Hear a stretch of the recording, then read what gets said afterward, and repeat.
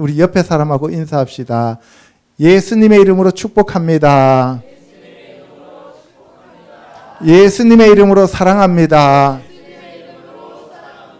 성령 충만하셔서 하나님의 성전이 되시기를 축복합니다.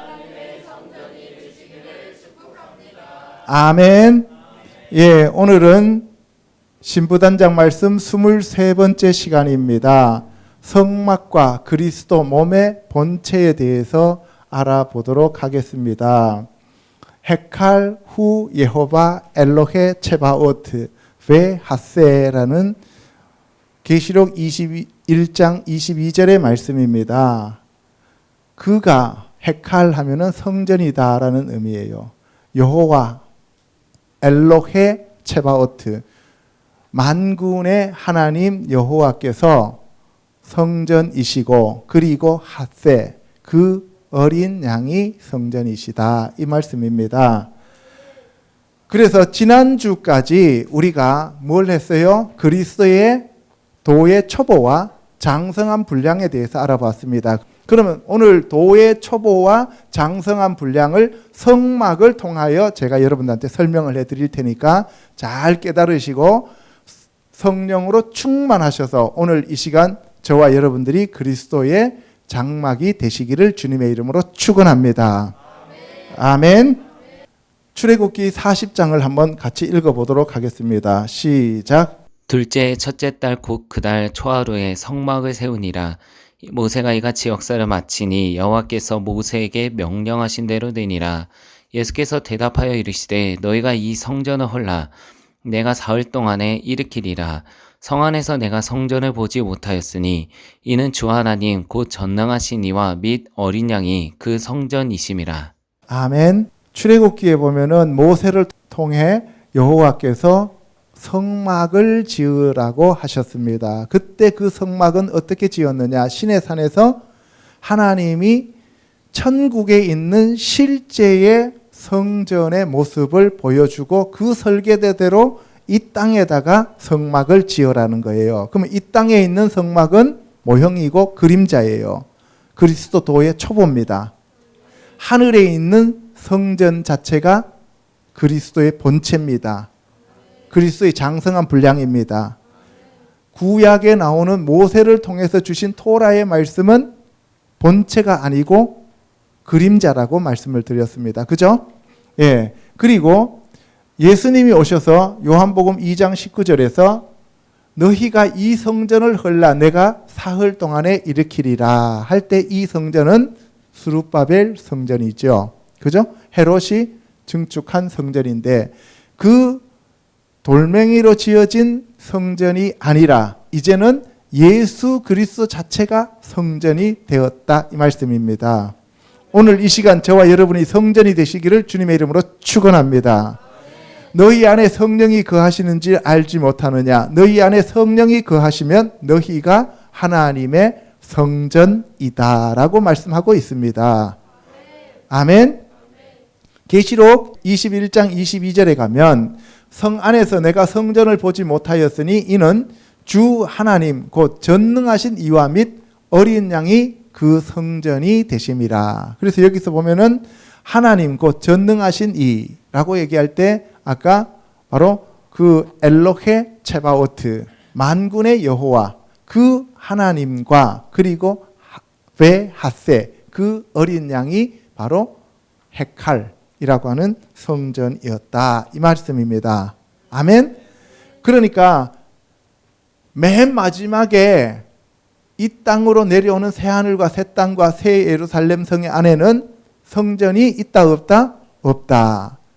하나님과 어린 양이 성전이시고 우리가 어린 양의 지체다 이 말입니다. 그래서 저와 여러분들이 하나님의 집으로 지어져 가고 있습니다. 아멘. 예, 이거는 이스라엘 지도입니다. 여기 보시면 이스라엘 국기죠. 이스라엘 국기인데 이 이스라엘 국기는 밑에 요 파란색 선이 이게 나일강이에요. 그리고 위에 있는 파란색 선 무슨 강? 예, 프라트 강이라고 나와 있어요. 성경에서는 프라트. 이게 유프라테스 강이에요. 알겠죠? 그리고 가운데 이렇게 이제 다윗의 별이 있는데 이 다윗의 별의 중심지가 예루살렘이죠. 그래서 여러분들 새 하늘과 새 땅과 새 예루살렘 성에서 새 예루살렘 성이 땅으로 내려온다 그랬죠. 내려오는데 새 예루살렘 성의 길이가 2,400km, 넓이가 2,400km, 높이가 2,400km 정도 된다 그래요. 그러면 여기 나일강에서 유프라테스 강까지 거리가 약 2,400km입니다. 그러면 새 예루살렘 성이 이리로 그대로 내려온다는 얘기죠. 우리가 지금 믿는 거는 성경 말씀을 믿는데 성경 말씀은 그냥 뭐 어떤 사람들이 두리뭉실하게 적어 놓은 게 아니라 이 말이에요. 아멘? 그래서 새 땅과 새 하늘과 새 예루살렘 성에 이 예루살렘 성이 내려오는 이 땅이 바로 하나님의 땅이다라고 얘기를 하는 거죠. 자, 그러면 여러분들 여기 보시면 이 땅이 어떻게 해서 이렇게 주어졌느냐는 거예요. 바로 아브라함과의 약속으로 인하여 주어진 거예요. 아브라함이 갈대아 우루, 여기죠. 갈대아 우루. 갈대아 우루에서 이렇게 와서 하란에 왔다가 하란에서 다시 이렇게 내려와서 애굽 갔다가 애굽에서 이스라엘 올라온 거죠. 그래서 아브라함이 지나간 길, 아브라함이 움직였던 그 안의 길을 전부 다 하나님이 아브라함에게 줬다 이 말이에요. 너가 밟는 땅을 내가 다 줬다라고 얘기했잖아요. 아멘? 그래서 발이 그만큼 중요한 거예요. 우리가 복음의 발이에요. 복음의 발. 그래서 예수님이 세족식을 해주신 것도 바로 너희들 마음대로 너희들이 원하는 그러한 이론 갖고 돌아다니지 말고 하나님 복음을 전하라 이 말입니다. 아멘. 예. 그리고 오른쪽 지도를 보면 이게 이제 출애굽하는 여정이죠. 출애굽한 여정인데 이렇게 쭉 와가지고 1번을 거치고 올라가서 2번을 거치죠. 그래서 여기 1번이 홍해예요. 여기서 세례를 받았다라고 얘기를 하잖아요. 홍해를 건넙니다. 그러면 곧센 땅에서 홍해까지 가는 이 여정은 뜰의 여정이라고 생각하면 돼요. 이게 가는 거예요. 그 다음에 여기 이제 건너서 문을 지나서 물두멍을 지나서 이제 들어가는 거죠. 여기에. 그죠? 예, 번제단을 거쳐서 물두멍을 지나서 세례를 받았습니다. 받고 이렇게 올라가서 시내산에서 올라가서 40년 동안 이렇게 광야 생활을 하죠. 예, 광야 생활을 하고 난 다음에 여기는 지금 성막 생활이라고 생각하면 돼요. 그리고 여기서 이제 다시 한번 이 요단강을 건너야 됩니다. 그래야 우리가 성소, 지성소로 들어가는 거예요. 아멘?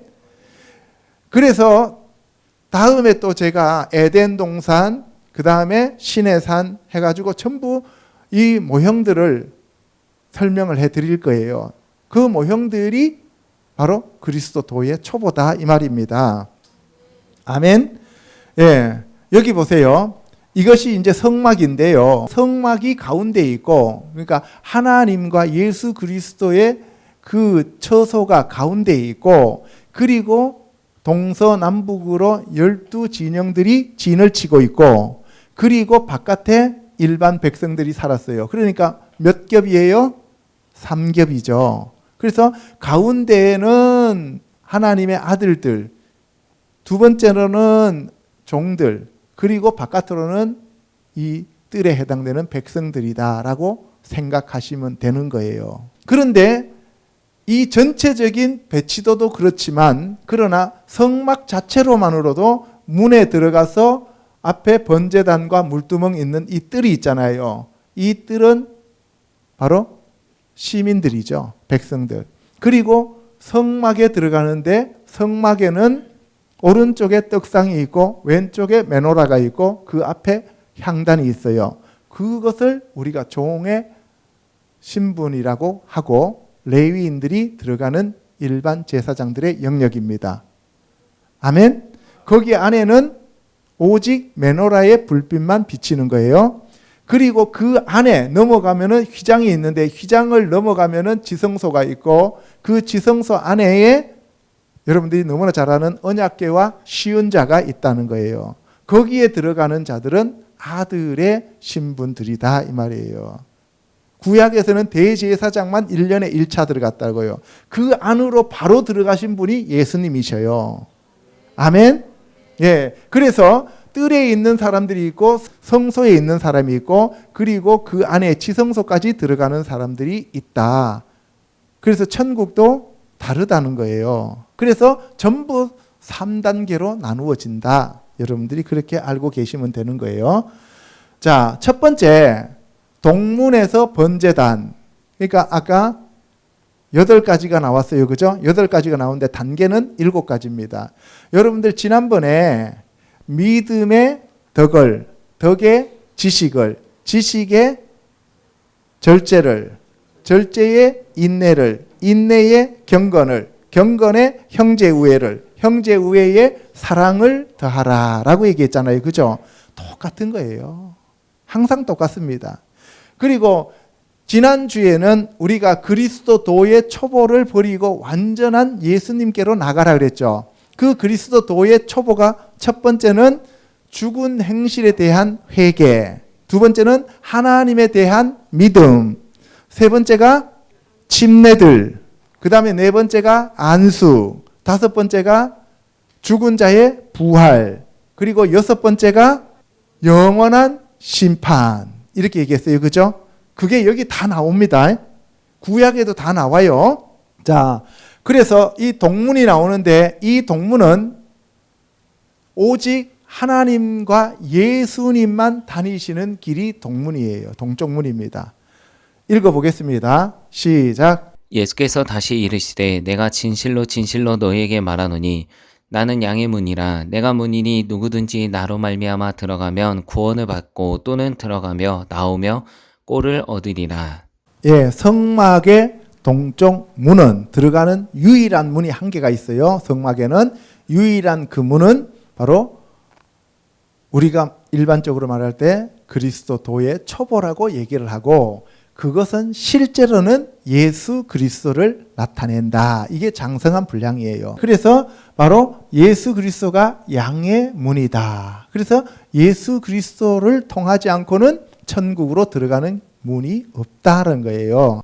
자, 그러면 이 동쪽 문의 구약과 신약의 의미는 뭐냐 하면은 출입문은 유일하게 동쪽을 향하여 있다. 케뎀이라고 하죠. 그래서 케뎀이라고 하는 것은 태초의 상고로부터 이런 뜻이에요. 그리고 동쪽이라는 뜻이에요. 그러니까 태초로 상고로부터 계셨던 분은 하나님과 예수님밖에 없잖아요. 그래서 동쪽 문은 유일하게 하나님만 출입하시는 문이다. 그래서 에스겔서에도 보면은 하나님이 동문을 통하여 나가셔요.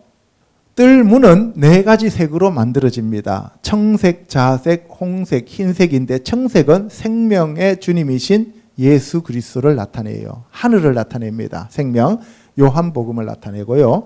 자색은 왕이신 예수님으로 마태복음을 나타냅니다. 그래서 예수님 십자가 지실 때 자색 옷으로 홍포를 만들어 가지고 입히고 때리잖아요. 그죠? 홍색은 고난당하는 예수 그리스도로 마가복음입니다. 예수 그리스도의 보혈을 나타내요.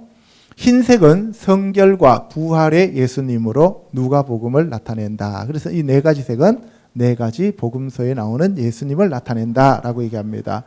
안으로 들어가는 문이 매우 넓고 큽니다.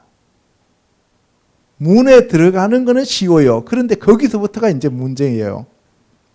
출애굽기 27장 13절에 보면 동쪽을 향하여 문을 내라라고 얘기를 했고 청색, 자색, 홍색 실과 가늘게 꼰 배실, 흰색 실로 만들어라라고 얘기를 했습니다. 그리고 출애굽기 38장 18절에 보면 뜰의 휘장문을 청색, 자색, 홍색 실과 가늘게 꼰 배실로 수놓아 짜라고 말하고 있습니다. 그래서 유일한 문인 예수님을 통해서만 구원이 이루어진다는 의미를 얘기하고 있는 거예요. 요한복음 14장 6절에 가면 예수님께서 내가 곧 길이요 진리요 생명이니 나로 말미암지 않고는 아버지께로 올 자가 없다라고 하시면서 예수님 자신이 길이요 문이라고 말씀하고 있어요. 사도행전 4장 12절에 베드로는 다른 이로서는 구원을 받을 수 없나니 천하 사람 중에 구원을 받을 만한 다른 이름을 우리에게 주신 일이 없다라고 말하고 있습니다. 한 사람인 예수 그리스도의 죽음으로 많은 사람이 구원을 얻었다는 것을 얘기하고 있습니다. 로마서 5장 15절에 여기 보시면 한 사람 예수 그리스도의 은혜로 많은 사람들이 은혜로 말미암아 구원을 얻었다. 한 사람의 아담의 범죄로 인해서 모든 사람에게 죄가 들어왔고 한 사람의 그 순종으로 인하여 우리에게 구원이 주어졌다라고 얘기하는 거예요.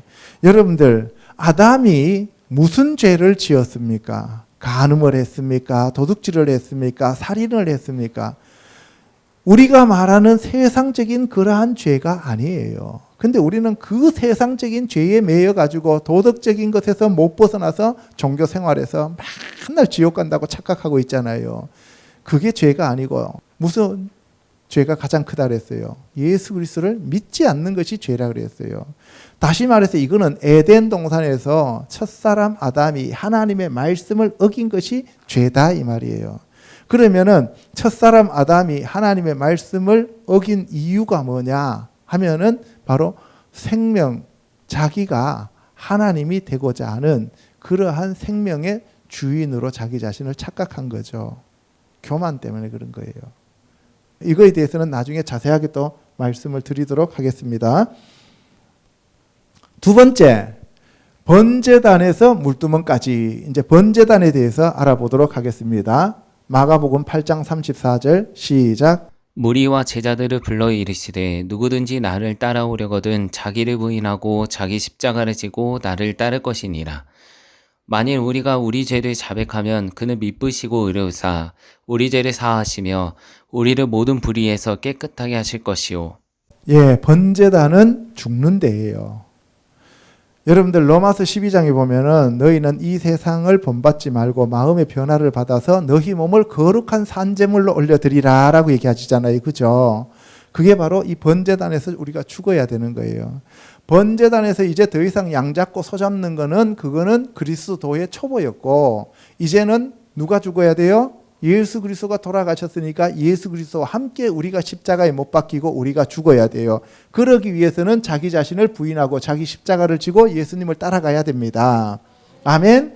그리고 우리는 날마다 우리의 죄를 자백하면 예수 그리스도의 피가 우리의 죄를 씻어 주십니다. 그러니까 여러분들이 믿고 회개하시면 그 죄 사함을 받았다고 확신하시고 여러분들이 한 걸음 한 걸음 더욱더 주님께로 가까이 가는 저와 여러분이 되셔야 됩니다. 우리가 가는 궁극적인 지점은 지성소예요. 번제단이 아닙니다. 번제단을 거치지 않으면 물두멍으로 갈 수 없고요. 물두멍을 거치지 않으면 성소로 들어갈 수가 없어요. 그런데 오늘날 종교는 어떻습니까? 예수 그리스도를 믿는 그 순간에 우리는 벌써 다 지성소에 들어가 있다라고 착각하잖아요. 그죠?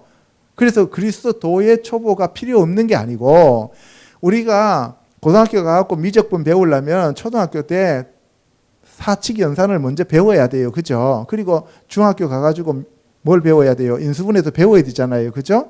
그리고 난 다음에 우리가 고등수학으로 넘어가는 것이지 아무것도 필요 없고 그냥 단번에 넘어갈 수가 있는 것이 아니다 이 말입니다. 그래서 오늘 저와 여러분들을 스스로 부인하고 그리고 우리가 예수 그리스도를 따라가야 되고 그리고 우리 죄를 날마다 자백해야 됩니다.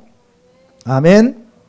이 구약과 신약의 의미는 번제단은 가로와 세로의 크기가 같아요. 조각목으로 만들었는데 이 조각목이라고 하는 것이 개역 성경에서는 아카시아라고 되어 있었고 개역 개정본에는 조각목이라고 되어 있는데 조각목이라고 하니까 뭐 조각 냈다는 얘기잖아요. 그죠? 그러면 나무 이름이에요? 형체예요? 형체잖아요. 그죠? 정확한 나무의 이름은 시팀나무예요. 시팀이라고 하는 것은 사탄을 얘기하는 거예요. 우리가 사탄과 같은 존재예요. 그래서 거기다가 뭘 뒤집어 씌우냐면 놋을 뒤집어 씌워요. 출애굽기 27장 1절에 보면 조각목을 이렇게 잘라가지고 놋을 뒤집어 씌우고 그리고 내 모퉁이 위에 뿔을 만들어라 라고 얘기를 합니다. 그래서 이 놋이라고 하는 것은 뭘 의미하느냐 하면은 바로 우리의 죄를 얘기하는 거죠. 번제단에 짐승의 피를 뿌리면 죄를 사하여 주신다는 거예요. 레위기 16장 18절에 가면 여호와 앞 제단에 바로 송아지와 염소의 피를 가져다가 제단 기둥이 뿔들에 바르고 그 밑에 피를 쏟습니다. 피 뿌림이 없으면 죄 사함을 못 받는다라고 얘기를 하잖아요. 그리고 손가락으로 그 피를 7번 뿌려서 이스라엘 자손의 부정에서 제단을 성결하게 합니다. 7번을 뿌려요. 7이라고 하는 것은 완전한 수라 그랬죠. 그리스도의 숫자라 그랬어요. 그렇게 우리가 속죄 제사를 드려야 한다는 것이죠. 번제단의 4개의 뿔은 구원의 능력을 상징합니다. 뿔이라고 하는 것은 케렌이잖아요. 그죠? 이 케렌은 능력을 상징합니다. 뿔. 그래서 이 구원의 능력을 상징하는데 솔로몬 이복형이 반역을 꾀했다가 제단 뿔을 잡았어요. 그럴 때 솔로몬이 죽이지 않았죠. 그죠? 예. 이때 제단 뿔은 도피성과 같은 역할을 했다 이 말입니다.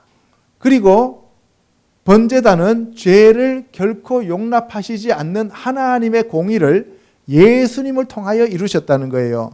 하나님이 우리의 죄를 우리한테 물은 게 아니고 우리는 죄를 감당할 수 있는 능력조차도 없는 존재들이에요. 그래서 죄를 감당할 수 있는 예수 그리스도를 이 땅에 보내셔서 그 예수님을 십자가에 못 박았다 이 말입니다. 아멘. 그게 은혜예요. 아멘. 베드로전서 3장 18절에 그리스도께서도 단번에 죄를 위하여 죽으셨다라고 얘기하는 거죠. 그래서 예수님이 하늘에 있는 지성소로 바로 자기의 피를 들고 들어가셨기 때문에 우리는 죄 사함을 받고 예수 그리스도의 피를 의지해서 들어갈 수 있다 이 말입니다. 이게 그리스도도의 장성한 분량이다 이 말씀입니다. 요한일서 4장 9절과 10절에 가면 하나님이 자기의 독생자를 세상에 보내신 것이 그것이 하나님의 사랑을 우리에게 증명하신 일이다. 그래서 하나님의 사랑을 우리가 입어야만 되는 것이지 우리가 하나님을 먼저 사랑할 수 있는 능력이 있는 존재가 못 된다라고 얘기를 하시는 겁니다. 아멘. 십자가에서 자기 몸을 들이신 예수 그리스도를 의미하는 것이 번제단입니다. 요한복음 1장 29절에서 세상 죄를 지고 가는 하나님의 어린 양이 바로 예수 그리스도인데 그 예수 그리스도가 번제단이 되셨다 이 말씀입니다. 아멘. 그러니까 이제 구약에 나오는 성막의 모형들이 전부 다 예수님이라고 하는 것을 알 수 있겠죠. 그죠? 예, 이제 여러분들은 장성한 분량으로 올라가는 거예요. 에베소서 5장 2절에 가면 바로 그 예수 그리스도께서 향기로운 제물과 희생 제물이 되셨다. 그래서 우리는 더 이상 제사 드릴 게 없다 이 말입니다. 감사하고 찬송하면 됩니다. 히브리서 10장 12절에 오직 그리스도는 죄를 위하여 한 영원한 제사를 드리시고 하나님 보좌 우편에 앉아 계신다는 거예요. 하나님 보좌 우편에 앉아 계신다는 것은 첫째는 능력의 하나님이 되었다는 얘기고 두 번째는 안식을 취하고 있다 이 말이에요. 세 번째는 하나님께서 마귀 사탄 이 세상이 모두 예수 그리스도의 발등상 될 때까지 너는 내 우편에 앉아 있으라고 말씀하셨기 때문에 지금 우리를 위하여 그곳에서 중보 기도하고 계시는 자입니다. 아멘. 예. 그리고 번제단은 누구든지 구주를 영접하면 구원에 이룰 수 있다는 것을 우리에게 가르쳐 주고 있습니다. 요한복음 1장 12절에 영접하는 자 곧 그 이름을 믿는 자들에게는 하나님의 자녀가 되는 권세를 주셨다라고 얘기했고 사도행전 2장 21절에는 누구든지 주의 이름을 부르는 자는 구원을 얻으리라고 했고요. 로마서 10장 9절에 내 입으로 예수를 주로 시인하며 또 하나님께서 그를 죽은 자 가운데서 살리신 것을 너의 마음에 믿으면 구원을 얻으리라고 말씀하고 계시는 겁니다. 아멘.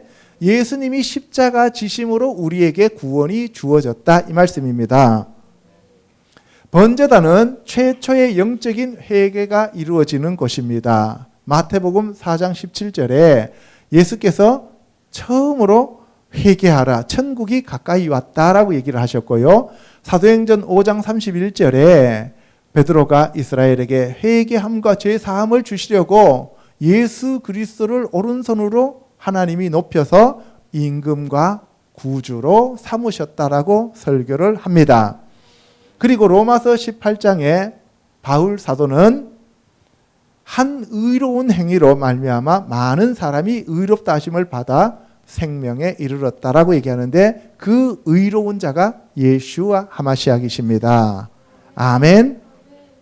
자, 세 번째, 이제 물두멍에서 떡상으로 나아가도록 하겠습니다. 물두멍, 고린도전서 10장 읽어보겠습니다. 시작. 우리 조상들이 다 구름 아래에 있고 바다 가운데로 지나며 모세에게 속하여 다 구름과 바다에서 침례를 받고 이는 곧 물로 씻어 말씀으로 깨끗하게 하사 거룩하게 하시고 자기 앞에 영광스러운 교회로 세우사. 예, 여러분들, 이 물두멍은 죄를 씻는 거예요. 세례를 얘기하고 있어요. 여러분들, 세례는 세 가지가 있어요. 물로 받는 세례가 있고 예수 그리스도의 세례가 있고 성령 세례가 있어요. 그죠? 예수님이 세례 요한한테 와서 물로 요단강에서 세례를 받았죠. 세례를 받고 올라올 때 하늘이 열리고 비둘기같이 성령님이 임하셨어요. 그죠? 그런데 그 다음날 세례 요한이 세례를 주고 있는데 요단강 맞은편에서 예수 그리스도의 제자들과 예수님이 세례를 준다고 얘기를 하고 있죠. 근데 사실은 예수님이 세례를 준 게 아니라 제자들이 세례를 줬죠. 근데 그때 준 그 세례를 보고 세례 요한의 제자들이 선생님, 어제 선생님한테 세례받은 그 무리들이 저 건너편에서 세례를 주는데 많은 사람들이 글로 가고 우리는 이제 망했어요. 이렇게 얘기하잖아요. 그러니까 세례 요한이 하늘에서 주시지 않으면 아무도 할 수 없다 그랬어요. 그죠? 그래서 예수 그리스도가 주시는 그 세례는 물로 주는 세례가 아니라 예수 그리스도 이름으로 주는 그 세례다 이 말이에요. 제사함을 주시는 세례예요. 그리고 난 다음에 예수님이 승천하시고 난 다음에 성령님이 오순절날 내려오시고 난 다음에는 성령과 불로 세례를 주시는 거예요. 아멘. 그래서 오늘날 저와 여러분들은 물 세례 받는 것도 물론 오늘날 뭐 전통적으로 중요하다고 얘기하는데 그 물 세례보다는 진짜 중요한 게 예수 그리스도의 이름의 세례와 성령 세례입니다. 그게 본체예요. 그게 장성한 분량이에요. 우리는 장성한 분량을 이루지 못하고 자꾸 종교로 내려가고 구약으로 내려가서 형식적인 물 세례를 받았냐 안 받았냐 이런 걸 자꾸 따지잖아요. 그런 것보다는 성령 세례가 중요하다는 거예요. 그래서 오늘날 사람들한테 한 명씩 이렇게 물속에 잠궜다 꺼내는 침례와 물을 뿌리는 세례로 나누는데 이스라엘 백성들이 출애굽할 때 약 250만 명 정도 되는 사람들이 한 명씩 다 물속에 들어갔다 나오면은 얼마나 번거롭겠어요. 그죠? 그래서 하나님이 통이 크셔요. 홍해를 열어놓고 난 다음에 다 지나가 그러는 거예요. 지나갔잖아요. 지나가니까 그게 다 세례란 말이에요. 세례는 죽는 거잖아요. 자기 육체가 죽고 부활하는 거잖아요. 그래서 너희들 애굽 사람들 다 봤지? 애굽 사람들 다 죽었어. 너희들도 죽어야 되는데 너희들은 살아난 거야. 그래서 너희들은 세례 받은 거야 라고 얘기하시는 거예요. 아멘. 그래서 우리가 이 물세례 주는 것이 이거는 뭐라고요? 초보 단계고 성령 세례를 받아서 부활 신앙을 갖는 것이 장성한 분량이다 이 말입니다. 아멘. 그래서 에베소서 5장 26절에도 물로 씻어 말씀으로 깨끗하게 되어라 라고 얘기를 하는 거예요. 이때 물은 하나님의 말씀입니다. 여인들이 쓰던 놋거울로 만들어졌습니다. 물두멍은 여자들이 쓰던 놋거울입니다. 출애굽기 38장 8절에 놋으로 물두멍을 만들고 수종드는 여인들의 거울로 만들어라 라고 하나님이 모세를 통해서 명령하셨고요. 제사장이 손발을 씻어 청결하게 하는 곳이다. 예, 더러운 것들을 다 씻어내는 거예요. 그래서 회막에 들어갈 때에 물로 씻어 죽기를 면해라 이 말이에요. 회막에 들어갈 때 물로 안 씻으면 죽는다는 거예요. 저와 여러분들도 회개가 되지 않는 상태에는 천국에 들어가면 죽는다는 거예요. 예, 그래서 우리가 회개를 해야 되는데 그때 물로 씻는 거예요. 이때 물은 말씀이라고 그랬죠. 말씀에 입각하여 내가 말씀에서 벗어난 것들을 하나님 앞에 자백하는 거예요. 무조건 이거 잘못했습니다, 저거 잘못했습니다 하면서 우리가 도덕책 펴놔놓고 얘기하는 것처럼 그렇게 하는 게 아니다 이 말입니다. 놋은 예수 그리스도의 속죄를 의미합니다. 죄. 민수기 21장 8절과 9절에 보면 이스라엘 백성들이 불평불만했을 때 하나님이 불뱀을 풀어가지고 사람들을 물게 했어요. 많은 사람이 죽었습니다. 이때 불뱀은 사라핌인데 이 사라핌은 이사야서에 나오는 스랍 천사와 같은 단어예요. 여러분들 불평불만할 때 하나님이 심판하시기 위해서 스랍 천사를 보냈다 이 말이에요. 네, 같은 단어예요. 그래서 그 불뱀을 놋으로 만들어 장대에 달아라 그랬어요. 그래서 이 놋뱀, 나하시 네고셰트, 놋뱀을 만들어서 장대 위에 다니 그 뱀을 쳐다보는 사람들은 물린 자마다 다 나았다 얘기예요. 다시 말해서 믿음으로 낫는 거다 이 말이에요. 하나님 말씀에 순종하고 믿으면 낫는 거예요. 아멘? 예. 요한복음 3장 14절 15절에 모세가 광야에서 뱀을 든 것 같이 인자도 들려야 한다. 그래서 구약의 민수기의 불뱀 사건은 바로 예수 그리스도가 이 땅에 오셔서 십자가에 달리는 것을 예표하고 있었다. 그래서 그리스도의 장성한 분량은 십자가에 달리는 실체고 불뱀은 예표로서 도의 초보다 이 얘기입니다. 그래서 도의 초보가 있어야 그것을 완성하는 장성한 분량이 있다 이 말이에요. 만약에 모세가 준 토라, 가르침이라고 하는 그 토라가 없었으면 예수님은 이 땅에 오실 수가 없었다 이 말이에요. 예수님의 피로 자범죄를 자백할 때 용서받는 것을 의미하는데요. 요한일서 1장 9절에 우리 죄를 자백하면 우리 죄를 사하여 주신다. 아까도 얘기를 했어요. 그래서 놋이 죄의 사함과 관계가 깊다라고 얘기합니다. 구원받은 하나님의 아들은 손과 발만 씻으면 된다는 거예요. 물두멍에서. 예수님이 제자들에게 세족식을 하셨어요. 발을 씻어줬다고. 그럼 예수님이 제자들 발 씻어준 이유가 뭔지 아세요? 이제는 너희들 생각과 너희들 이론 갖고 바깥으로 돌아다니면서 니네들 마음대로 가고 싶은데 가지 말고 이제는 평안에 예비한 복음의 신발을 신고 그 말씀을 전하러 다녀라 이 말입니다. 그게 실제예요. 발 씻어줬다라고 하는 것은 초보고 그래서 오늘날도 보면 아버지 학교, 어머니 학교에서 보면은 자녀들 세족식 한다고 해갖고 발 씻어주잖아요. 그죠?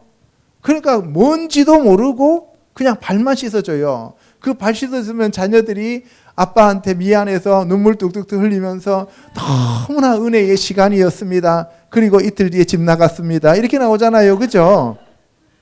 그러니까 실체를 알아라 이 말이에요. 제가 말씀드리는 건 그리스도의 장성한 분량으로 자라야 됩니다.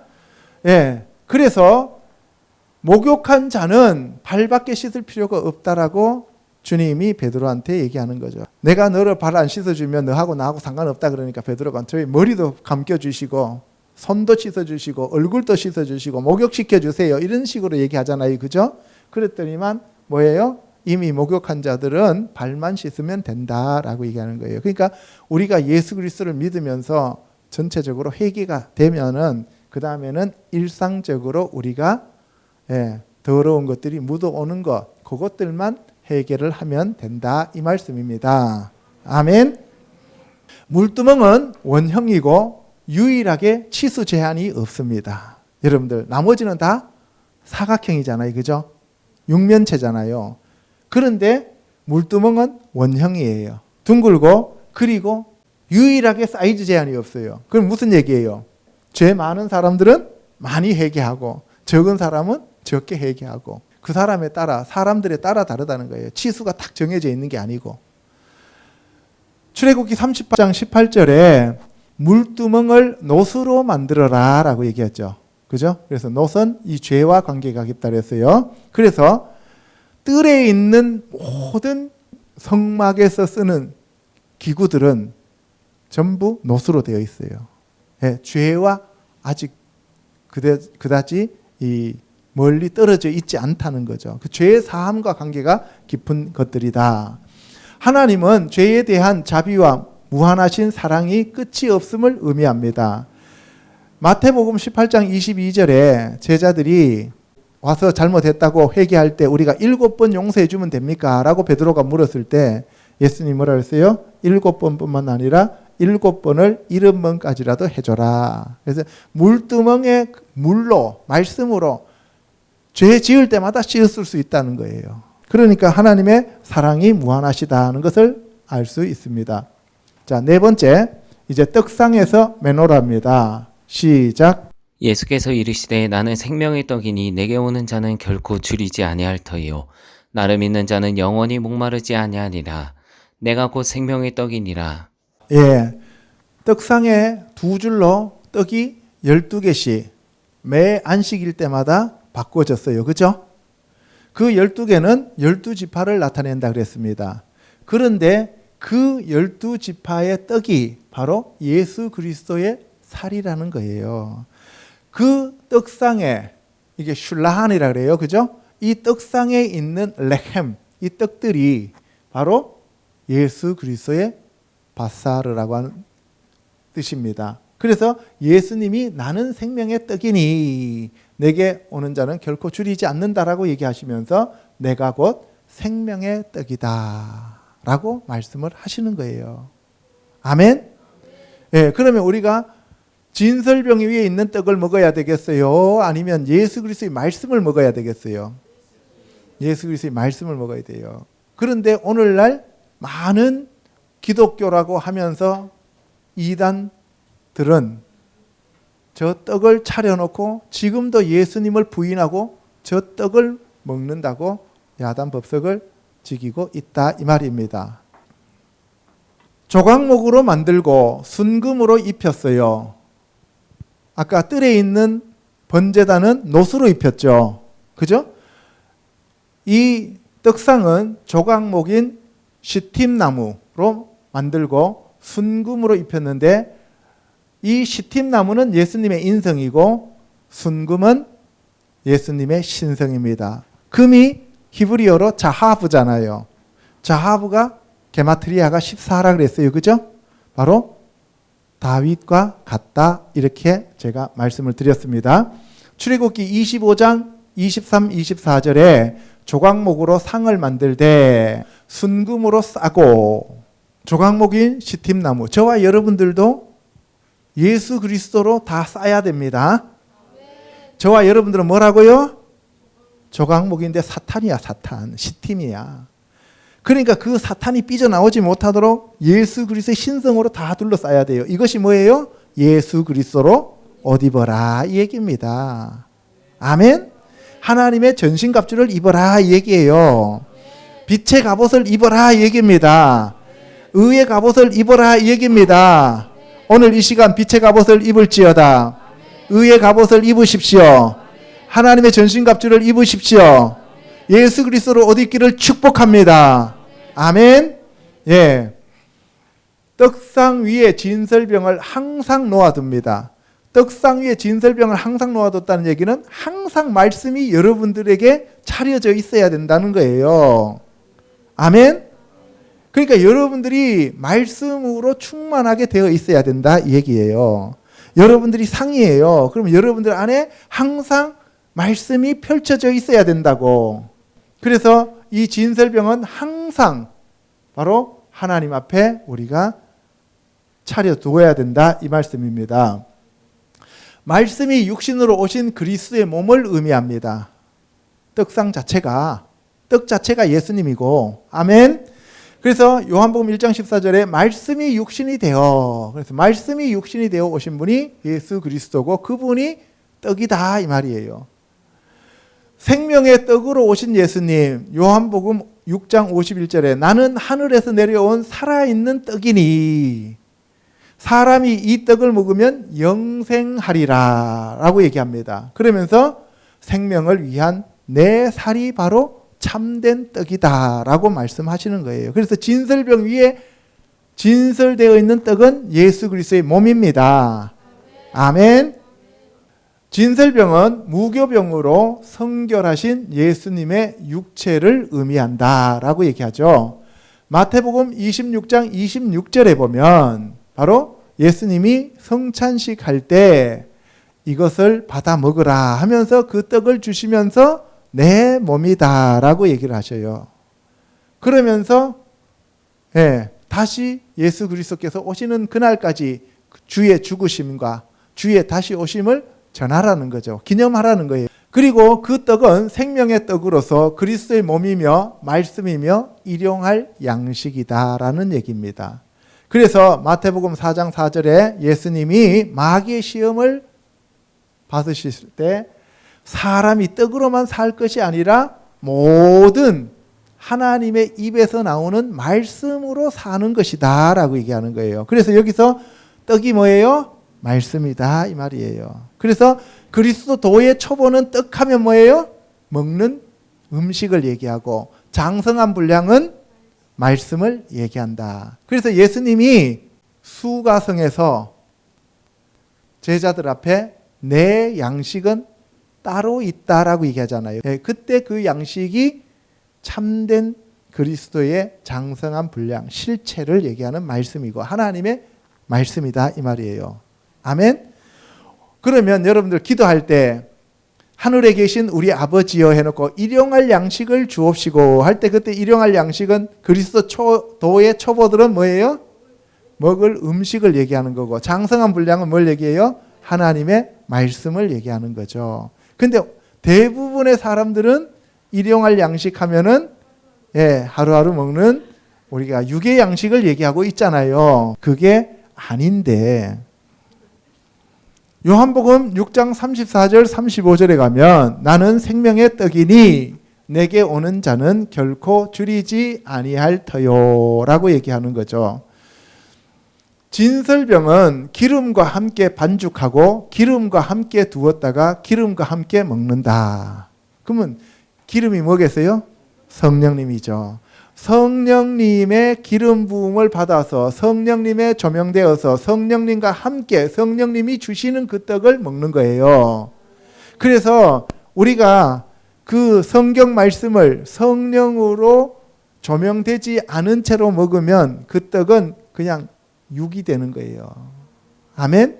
혼이 되는 거예요. 영이 아니에요. 영의 양식이 되려면 반드시 기름 부음 받아서 먹어야 된다 이 말이에요. 아멘. 레위기 2장 5절에 보면 누룩을 넣지 말고 기름을 섞어라 라고 얘기하는 거예요. 그래서 진설병은 반드시 누룩 없는 것으로 기름이 섞여 있어야 한다는 것을 얘기하고 있습니다. 말씀은 성령의 기름 부음을 받은 후 먹어야 한다는 것을 얘기하고 있어요. 디모데 후서 3장 16절 17절에서 모든 성경은 하나님의 감동으로 되었는데요. 그 하나님의 감동으로 바로 우리에게 교훈과 책망과 바르게 함과 의로 교육하기에 유익한 것이다. 그래서 하나님의 감동이라고 하는 것은 성령으로 우리에게 주신 말씀이다. 이 말씀이에요. 아멘. 베드로 후서 1장 21절에 가면 예언은 사람의 뜻으로 낸 것이 아니고 성령의 감동하심을 받은 사람들이 쓴 책이다 얘기예요. 그러니까 뭐예요? 말씀과 성령이 함께 우리에게 주어졌다 이 말씀이에요. 아멘. 그래서 여러분들 마태복음 25장에 가면 열처녀 얘기가 나오잖아요. 그 열이라고 하는 숫자는 회당을 이루는 기본적인 완전한 숫자, 기초적인 숫자가 10이에요. 거기서 5명은 어리석은 처녀고 5명은 현명한 처녀죠. 반반이에요. 그런데 현명한 처녀는 등과 기름을 가졌고 어리석은 처녀는 등만 가졌고 기름이 없잖아요. 그래서 불이 꺼지잖아요. 그래서 바깥 어두운 데로 가잖아요. 그때 바로 등은 말씀이고 기름은 성령님을 얘기하는 거예요. 그러니까 성령이 준비되지 않는 사람들은 바깥 어두운 데로 가는 거예요. 그때 여자들은 이게 알라마라고 하는 단어인데요. 이거는 정년기에 있는 여자들을 얘기하고요. 근데 결혼 정년기에 있는데 그 사람들이 신부가 아니고 신부에게 신랑을 모셔가는 들러리들이에요. 신부가 아니에요. 신부는 바깥에 나가 있는 게 아닙니다. 신부는 안에 있어요. 예. 자, 어쨌든 성령님이신 기름이 충분해야만 우리는 하나님 나라에 들어갈 수 있다는 것을 알 수가 있는 거예요. 자, 5번째, 메노라에서 분향단. 이렇게 해서 메노라에 대해서 알아보도록 하겠습니다. 요한복음 8장 12절요. 시작. 예수께서 또 말씀하여 이르시되 나는 세상의 빛이니 나를 따르는 자는 어둠에 다니지 아니하고 생명의 빛을 얻으리라. 그 성은 해나 달의 비침이 쓸데없으니 이는 하나님의 영광이 비치고 어린 양이 그 등불이 되심이라. 예, 여러분들 메노라는 원래 올리브 기름을 넣어서 불을 피우는 거죠. 그죠? 그래서 등불이에요. 네르가 등인데 메노라니까 예, 등으로 만들어서 빛을 밝히는 것이잖아요. 그래서 이 메노라인데 이 메노라는 모형이고 예수 그리스도가 장성한 분량의 원래 실체의 모습이다 이 말이에요. 하늘의 모습입니다. 그래서 이 메노라는 땅에 있는 모습이고 예수님은 하늘에 있는 그 빛이다 이 말이에요. 그래서 나는 세상의 빛이다 라고 할 때 아니 오르 하올람이라고 얘기하죠. 그죠? 나는 세상의 빛이라 라고 얘기해요. 그러면서 계시록에 가면은 어린 양이 바로 그 등불이다 라고 얘기를 하는 거예요. 그래서 메노라 자체는 예수 그리스도를 나타내고 있습니다. 아멘. 메노라는 한 달란트의 순금으로 쳐서 하나의 살구꽃 형상으로 만듭니다. 한 달란트의 순금으로. 한 달란트의 순금입니다. 순금이에요. 여기는 조각목이 안 들어가요. 이 빛은 인간이 도저히 흉내낼 수 없는 것을 얘기하고 있는 거예요. 아멘. 그래서 그 빛 자체는 오직 예수님만 빛이다라는 것을 여기서 얘기하고 있는 거예요. 순금이라는 거예요. 그래서 출애굽기 25장 31절에서 33절 너는 순금으로 등잔대를 쳐서 만들어라는 거예요. 주물로 만드는 게 아니라 쳐서 만드는 거예요. 예수님이 이 땅에서 빛을 비추실 때는 그만한 고통을 당하셔서 이 땅에 빛을 비춰주신다 이 말이에요. 아멘. 그래서 십자가 지시는 것을 얘기하는 거 있는 거죠. 그래서 이 아름다운 꽃받침과 꽃을 만들고 거기에 감람유를 집어넣어요. 감람유는 올리브유죠. 그죠? 올리브유인데 그 올리브유는 바로 성령님을 얘기하고 있는 기름 부음을 얘기하고 있어요. 그러니까 예수님이 온전히 성령님과 함께 빛을 비추어 주는 거예요. 인간의 힘이라고 하는 것은 1도 들어가면 안 된다는 거예요. 그래서 살구꽃 형상의 잔셋과 꽃받침과 꽃이 있게 하라고 하셨습니다. 그리스도와 교회의 연합을 의미하는 거예요. 요한복음 15장 5절에 나는 포도나무요 너희는 가지다 라고 얘기하면서 너희가 내게 붙어 있으면 저절로 열매를 맺는다 라고 말씀을 하셨습니다. 로마서 12장 4절과 5절에서는 한 몸에 많은 지체를 가졌는데 그리스도 안에서 한 몸이 되어 서로 우리가 지체를 이루고 있다라고 말씀하고 있는 겁니다. 아멘. 성소의 유일한 빛으로 창문이 없다는 사실입니다. 늘 켜져 있어야 하고 순수한 올리브유만 사용해야 된다. 출애굽기 27장 20절에서 21절 순수한 기름을 등불을 위하여 가져와라 라고 얘기하고 저녁부터 아침까지 항상 여호와 앞에 그 등불이 켜져 있게 하라라고 얘기하는 거예요. 그래서 이 메노라는 예수 그리스도와 성령의 연합을 의미하는 겁니다. 아멘. 성도들의 연합을 얘기하는 거고요. 그래서 이것은 바로 우리가 예수 그리스도의 빛을 받아야만 살 수 있는 존재다라고 하는 것을 얘기하고 있는 거예요. 그리고 이 메노라 등불의 조명을 받아서 떡상에 있는 떡을 먹는 거예요. 그래서 우리가 성령님이 오셔서 조명해 줘야만 그 말씀을 깨달을 수가 있다, 이 말씀입니다. 아멘. 그래서 이 출애굽기는 전부 다 예표요 그리스도의 초보다라고 하는 겁니다. 예수님만이 유일한 빛이 되십니다. 그래서 요한복음 1장 4절에 이 생명은 사람들의 빛이다 라고 얘기하면서 예수님 자체가 빛이라고 얘기를 해요.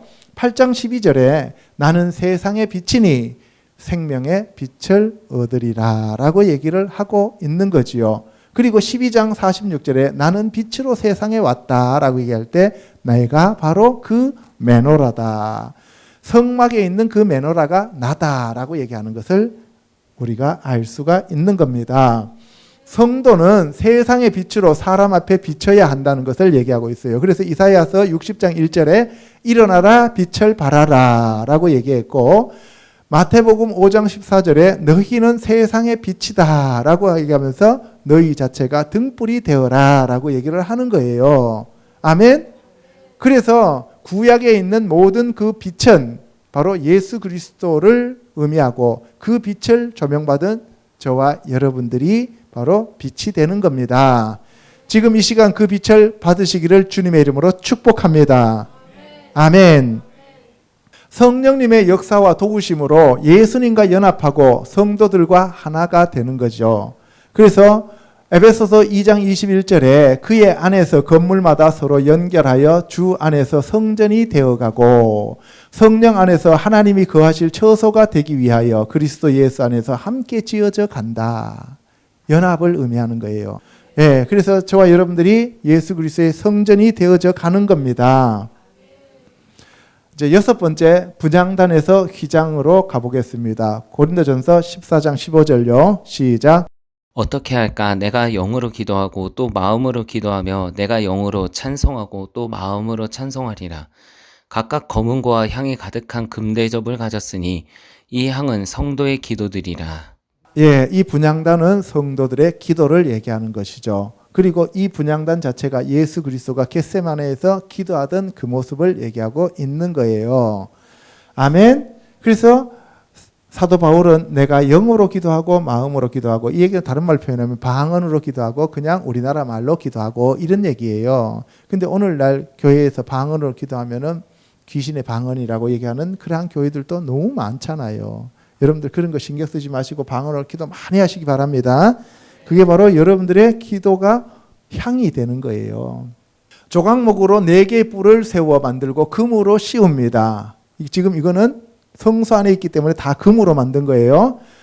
분향할 제단을 만들어서 그 뿔을 그것과 이어지게 하라 이렇게 얘기합니다. 그런데 조각목은 아까도 말씀드렸지만 시팀나무라 그랬고 예수님의 인성을, 금은 자합으로서 신성을 나타내고 4개의 뿔은 권세, 권능, 능력이라고 제가 말씀을 드렸습니다. 그래서 마태복음 28장 18절에서 하나님께서 예수 그리스도께 하늘과 땅 아래에 있는 모든 권세를 주셨다라고 얘기하시잖아요. 그죠? 증거계 앞과 휘장 밖에 둡니다. 향을 꺼뜨리지 않는 거죠. 그래서 출애굽기 30장 6절에서 8절 가면 그 제단을 증거계 위 속죄소 맞은편에 두고 증거계 앞에 있는 휘장 밖에 두는 거죠. 그래서 늘 끊어지지 않게 하는 거예요. 그래서 향을 늘 피워야 돼요. 향을. 그런 무슨 얘기예요? 계속 기도하라는 얘기죠. 여기 보시면 하나님과 관계가 끊어지지 않도록 늘 기도로 교제하라는 얘기예요. 그래서 시편 기자는 하루 7번씩 주를 찬양하나이다. 7이라는 숫자는 완전한 숫자잖아요. 그죠? 예. 그러니까 여러분들 기도하기 힘든 사람들은 찬양하세요. 그거 찬양도 기도예요. 그리고 사도 바울은 데살로니가 전서 5장 17절에서 쉬지 말고 기도하라 라고 얘기를 하는 거죠. 그래서 TV 조슈아도 마음속으로 계속 말씀을 읊조리는 것이 기도하는 것이다 라고 얘기를 했습니다. 주님은 유일하신 예수님이 우리를 위해 중보해 주신다. 그래서 주님 입장에서는 우리를 위하여 중보하는 기도를 하시는 거고 지금 그 다음에 우리 입장에서는 하나님 앞에 나아가는 기도예요. 그래서 주님 입장에서 로마서 8장 34절에 그는 하나님 우편에 계신 자요 우리를 위하여 간구하시는 자다라고 얘기하고 있고 그 다음에 디모데전서 2장 5절에는 하나님과 사람 사이에 중보자도 한 분이시니 곧 사람이신 그리스도 예수라 이렇게 얘기하고 있어요. 그래서 분향단 자체가 누구라고요? 예수님이다. 그 분향단을 만들어서 거기에다 향을 피우는 것은 그리스도의 초보고 예수 그리스도께 기도하는 것은 장성한 분향이다 이 말이에요. 그러니까 여러분들 지금 장성한 분향을 행하고 있어요? 안 행하고 있어요? 행하고 있죠. 그죠? 예, 아주 잘하고 있습니다. 성도는 기도가 향기가 되어 하나님의 보좌로 올라가는 거죠. 계시록 5장 8절에 가면 바로 어린 양 앞에 엎드려 각각 검은고와 향이 가득한 금대접을 가졌는데 이 향은 성도의 기도들이다라고 얘기하고 있고 향연이 성도의 기도와 함께 천사의 손으로부터 하나님 앞으로 올라간다. 그래서 여러분들 천사가 날씬한지 뚱뚱한지 측정해 보려면 여러분들 기도 양을 보면 알아요. 기도를 열심히 하면은 천사들이 올라갔다 내려갔다 올라갔다 내려갔다 내려가고 살이 쭉 빠지죠. 네? 근데 기도 안 하고 있으면 어때요? 예, 완전히 뭐 여러분들이나 천사나 뭐 비슷하게 생겨 있죠. 그죠? 기도를 통해 하나님의 뜻을 찾는다. 마태복음 6장 9절 10절에 보면 이제 주기도문입니다. 뜻이 하늘에서 이루어진 것 같이 땅에서도 이루어지이다라고 하는 거예요. 그래서 하늘의 뜻을 이 땅에 이루기 위해서 우리가 기도하는 거예요. 아멘? 예, 우리 뭐 달라고 주세요 하고 막 이렇게 강도 노릇하려고 기도하는 게 아니고요. 아멘. 하나님의 뜻이 이 땅에 이루어지게 해달라고 기도하는 거예요. 누가복음 22장 42절에 가면 내 원대로 마옵시고 아버지의 원대로 되기를 원하나이다. 겟세마네에서 주님이 3번 간절히 기도하는데 자기 뜻을 포기하는 거예요. 그러니까 우리도 우리의 뜻을 포기하고 하나님의 뜻이 이루어지게 해야 됩니다. 근데 안 그렇죠. 다른 향을 사르지 말아야 합니다. 출애굽기 30장 9절에 다른 향을 사르지 말라라고 얘기를 하고 있죠. 기도는 육체의 정욕을 구하는 것이 아닌 하나님의 뜻을 구하는 것이다 라고 야고보 사도가 얘기를 합니다. 그래서 구하여도 받지 못하면 정욕으로 쓰려고 잘못 구하기 때문이다. 그래서 말씀대로 구하라 이 말씀입니다. 7번째 휘장에서 언약궤입니다. 마가복음 15장 38절 시작. 이에 성소 휘장이 위로부터 아래까지 찢어져 둘이 되니라. 그 길은 우리를 위하여 휘장 가운데로 열어놓으신 새로운 살 길이요 휘장은 곧 그의 육체니라. 예, 여러분들 성소 휘장이 나와 있는데 이 성소 휘장은 성소에서 지성소로 들어가는 그 문이에요. 달렛이에요. 문이 3가지가 있잖아요. 그죠? 첫 번째 아까 동문이 나왔을 때 그 문은 샤르예요. 샤르. 어떻게 열려요? 샤르르 열리잖아요. 그죠? 그 샤르예요. 두 번째, 뜰에서 성소로 들어가는 문이 뭐였어요? 페타흐. 이게 열다는 뜻이잖아요. 그죠? 예. 그리고 이 휘장이 바로 달렛이라고 하는 문입니다. 근데 이 달렛은 심령이 가난한 자는 복이 있나니 천국이 저희 것이며 할 때 심령이 가난하다 할 때 가난할 때 달렛이라는 말을 써요. 그리고 그 가난하다는 얘기는 겸손하다는 얘기입니다. 아멘. 예수님이 나는 마음이 온유하고 겸손하니 라고 얘기하잖아요. 그래서 오직 겸손한 사람들만 저 안으로 들어갈 수 있는 거예요. 아멘. 예. 그래서 성소 휘장 위로부터 아래까지 찢어져서 둘이 됐는데 예수 그리스도의 몸이었다라고 얘기합니다. 휘장 가운데로 열어놓으신 새로운 살 길이요 휘장은 곧 그의 육체니라. 그의 육체는 누구예요? 예수님의 육체다라고 얘기하는 거예요. 이 휘장은 성소와 지성소를 구분 지우는데요. 출애굽기 26장 31절에서 33절에 가면 청색, 자색, 홍색 실과 가늘게 꼰 배실로 짜서 휘장을 만들어라 그랬어요. 항상 색깔은 4가지 색깔입니다. 청색, 자색, 홍색, 배실은 흰실이잖아요. 이 청색은 생명을 나타내는 것으로서 아까 무슨 복음이라 했어요? 요한복음이라고 했죠. 그죠? 자색은 왕권을 나타내는 마태복음이었고, 홍색은 고난을 나타내는 마가복음이었고, 흰색은 성결과 부활을 나타내는 누가복음이라고 아까 앞에서 말씀을 드렸습니다. 여기 보시면 출애굽기 26장 31절에서 33절에 그 휘장이 너희를 위하여 성소와 지성소를 구분하리라. 누구를 위하여? 너희를 위하여. 왜? 들어가면 죽기 때문에 안 죽게 하려고 하나님이 은혜를 베풀어 주는 거예요. 그러니까 뭐예요? 여러분들 중에서 성소로 들어가는 사람이 있고 지성소로 들어가는 사람들이 있어요. 첫사람 아담이 성소까지 들어갈 수 있도록 만들어 놨는데 선악과 나무의 열매를 먹었다는 얘기는 지성소까지 들어가 버린 거예요. 지가 하나님 위치까지 올라가 버린 거예요. 지성소로 들어가는 유일한 분은 첫사람 아담이 아니고 둘째 사람 아담이신, 마지막 아담이신 예수님이 거기 들어가려고 만들어 놨는데 첫사람 아담이 흙 주제에 들어가 버린 거예요. 그래서 예수 그리스도께서 들어가실 수 있는 곳이 바로 지성소예요. 그래서 예수님이 자기 피를 가지고 단번에 지성소로, 하늘에 있는 지성소로 들어가셨다 이 말입니다. 십자가의 휘장이 갈라짐으로 막힌 담을 허무셨다. 누가복음 23장 45절 46절에 성소의 휘장이 한가운데로 찢어지더라. 성소의 휘장이 한가운데가 위에서부터 아래로 찢어졌다는 거예요. 아래에서부터 위로 찢는 거는 그나마 쉬워요. 그런데 위에서부터 아래로 찢는 거는 사람의 힘으로 못 찢습니다. 말 4마리가 양쪽에 2마리씩 묶어서 찢어도 안 찢어진다 그래요. 이게 하늘에서 땅으로 길을 열어주셨다는 거예요. 예수님이 땅에서 위로 올라가셨잖아요. 올라가시니까 하나님은 하늘에서 땅으로 찢어주셨다는 거예요. 중간에 막힌 휘장은 예수님의 육체를 의미합니다. 히브리서 10장 20절에 그 길은 우리를 위하여 휘장 가운데로 열어놓으신 새로운 살 길인데 그 휘장이 예수 그리스도의 육체다라고 얘기합니다. 단번에 영원한 속죄를 이루어 새로운 살 길을 열어놓으셨습니다. 히브리서 9장 12절에 염소와 송아지의 피로 한 것이 아니라 예수 그리스도 자신의 피로 영원한 속죄를 단번에 이루시기 위하여 하늘에 있는 지성소로 들어가셨다는 거예요. 그래서 우리도 이제는 예수 그리스도의 피를 힘입어서 바로 성소에 들어갈 담력을 얻었다 이 말입니다. 할렐루야. 예. 마지막으로 8번째 언약궤와 속죄소에 대해서 알아보도록 하겠습니다. 출애굽기 25장 22절요. 시작.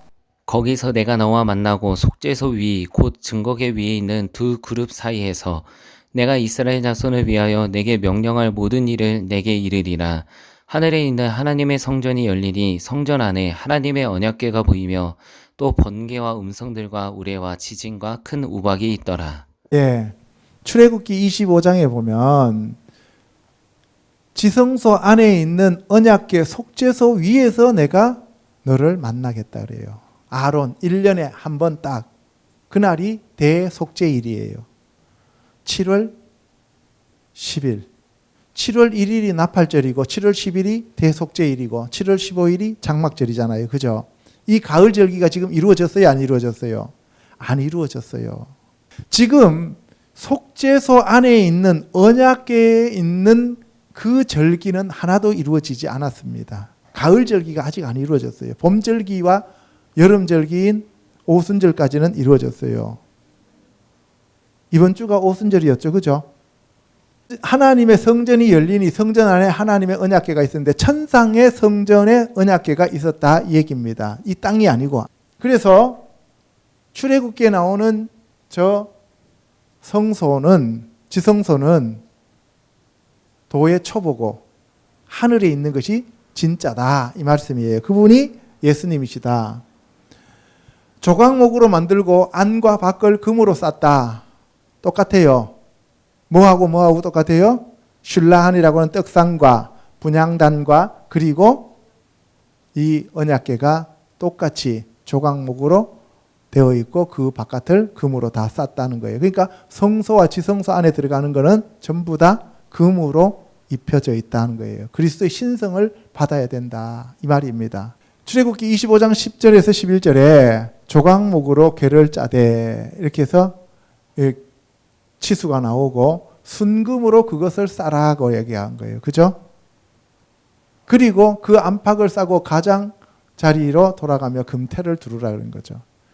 그래서 예수님의 인성인 조각목과 신성을 의미한다. 아까도 말씀드렸어요. 완전한 인간과 완전한 하나님을 상징한다는 거예요. 완전한 하나님은 금이고 완전한 인간은 조각목이다 이 말이죠. 요한복음 10장 30절에 나와 아버지는 하나이니라 라고 얘기하는 것이죠. 그래서 저 언약궤는 예수 그리스도를 얘기하고 있다 이 말씀입니다. 증거궤 안에 들어가 있는 만나는 생명의 떡이죠.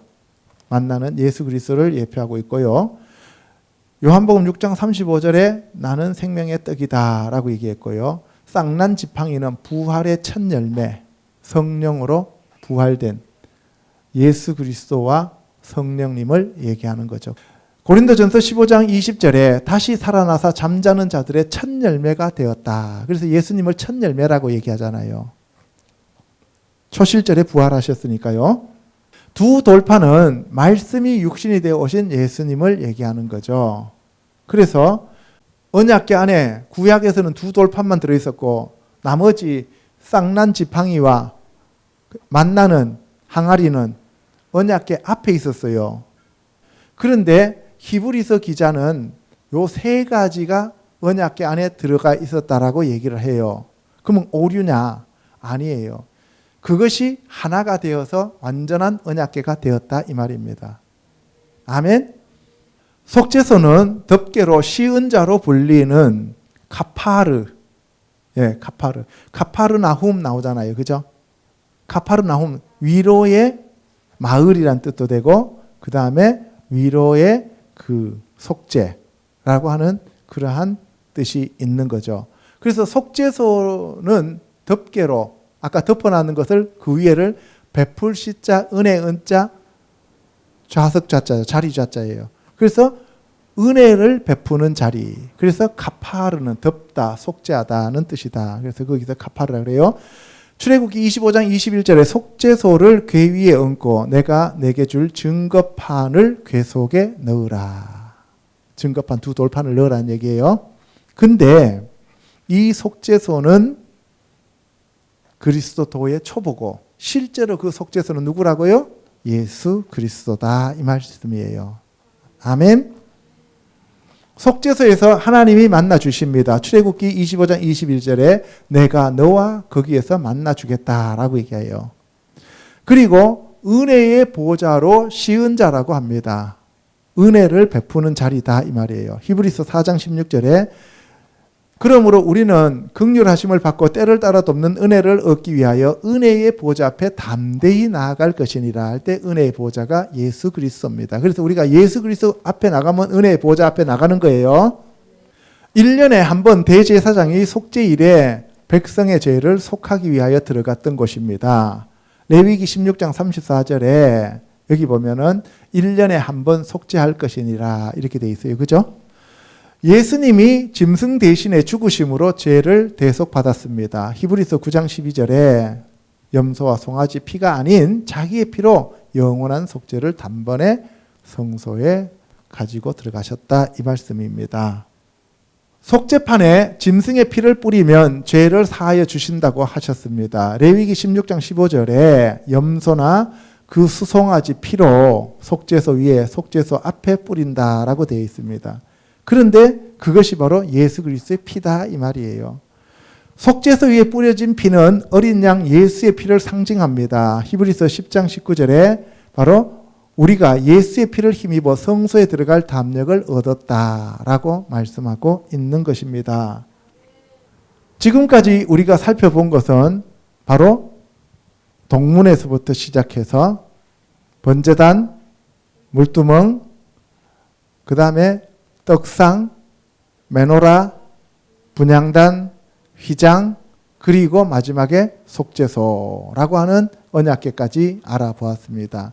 이것은 전부 그리스도도의 초보요, 그림이요, 형상이요 모형이다 하는 거죠. 그죠? 그런데 진짜 장성한 분량, 본체는 뭐냐? 예수 그리스도다 이 말씀입니다. 아멘? 예.